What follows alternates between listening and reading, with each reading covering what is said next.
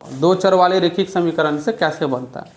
Question क्या बोला है, ध्यान से सुनना सभी लोग। इधर क्वेश्चन देखो, बाद में छापा छापी करना। बोला है कि एक आयताकार बाग, आयताकार क्या होता है सर? तो ये जो डब्बा देखे हो, जो एक तरफ से चौड़ा और एक तरफ से लंबा रहेगा, ये कोई बगीचा का शेप है। अब बोला है जिसकी लंबाई चौड़ाई से 4 मीटर अधिक है, मतलब लंबाई जो है, लंबाई का होगा ये होगा, वो चौड़ाई से 4 ज़्यादा होगा। मतलब मान के चलो कि चौड़ाई 8 हुआ तो लंबाई उससे 4 ज़्यादा, मतलब कितना हो जाएगा 12। चौड़ाई अगर 10 हुआ तो लंबाई उससे 4 ज़्यादा 14 हो जाएगा। समझ में आया? तो यहाँ पे लिखेंगे, सबसे पहले लिखने का तरीका यहाँ पे हम लोग मानेंगे, क्या लिखेंगे, माना कि लंबाई बराबर लंबाई x मीटर तथा चौड़ाई y मीटर है।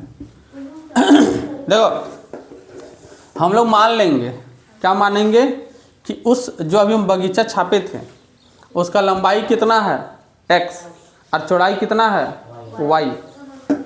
तो अब इसमें बोला है कि अर्ध परिमाप 36 है।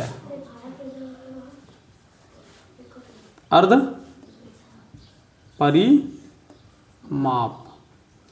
परिमाप कितना है 36 मीटर। एक बात बताओ ना, परिमाप क्या होता है?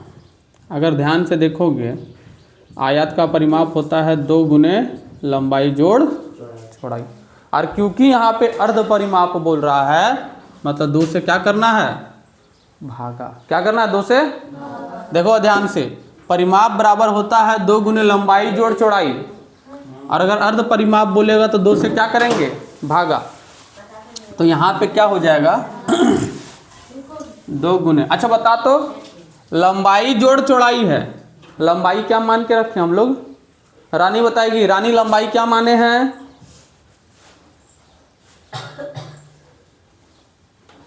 हमरा देखे सतो यहाँ बोर्डवा में देखना कि लंबाई x हो ना,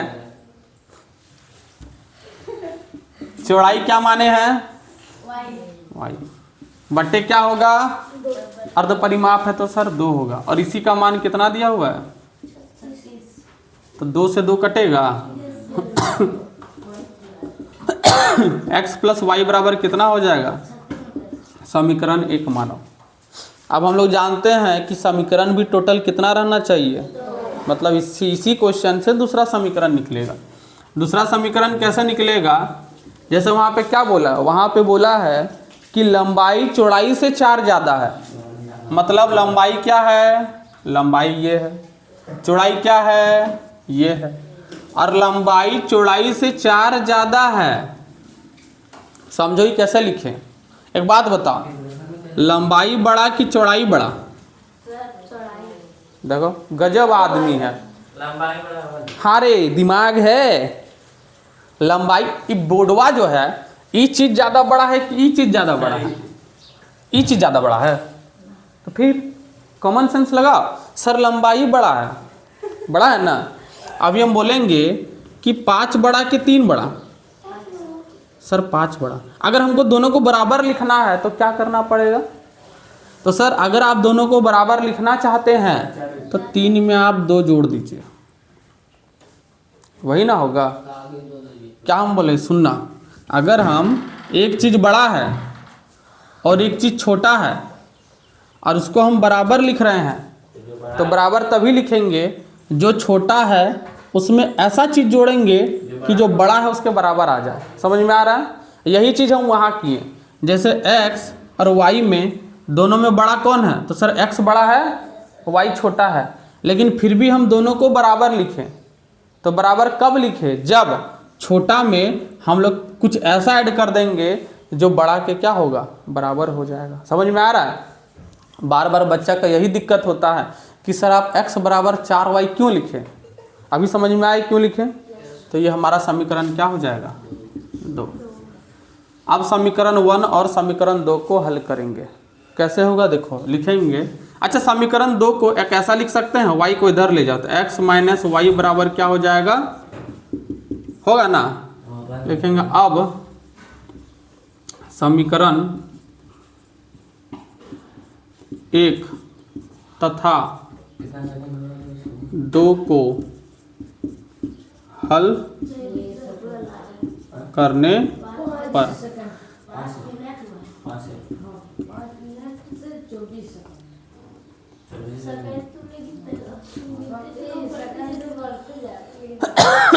ध्यान दो, समीकरण 1 है, समीकरण 2 है। समीकरण 1 और समीकरण 2 को कैसे हल करते हैं, देखो ये सीधा सीधी है। हम लोग बोलेंगे सर यहाँ पे y प्लस और यहाँ पे y माइनस दिख रहा है, तो एक काम कीजिए ना, काट दीजिए। काट दिए। अब यहाँ पे x और x कितना होगा, और 36 और 4 कितना हुआ, 40। तो x बराबर 40 मीटर बट्टे 2 काटोगे तो 20 मीटर होगा। लिखेंगे अब, लिखेंगे और, अब नहीं और, x का या फिर x बराबर 20 मीटर समीकरण 1 में रखने पर, ये जो x का मान है अब हम लोग समीकरण 1 में रख देते हैं। समीकरण 1 हमारा कितना है सर, x प्लस वाई बराबर कितना है, 36 मीटर। x का मान किस में रखेंगे, रखेंगे 20 मीटर प्लस y बराबर 36 मीटर, तो y बराबर कितना हो जाएगा, 36 मीटर माइनस 20 मीटर, मतलब y बराबर कितना हो गया, 16 मीटर हुआ। तो यहाँ पे लिखेंगे उसके बाद लिखेंगे अतः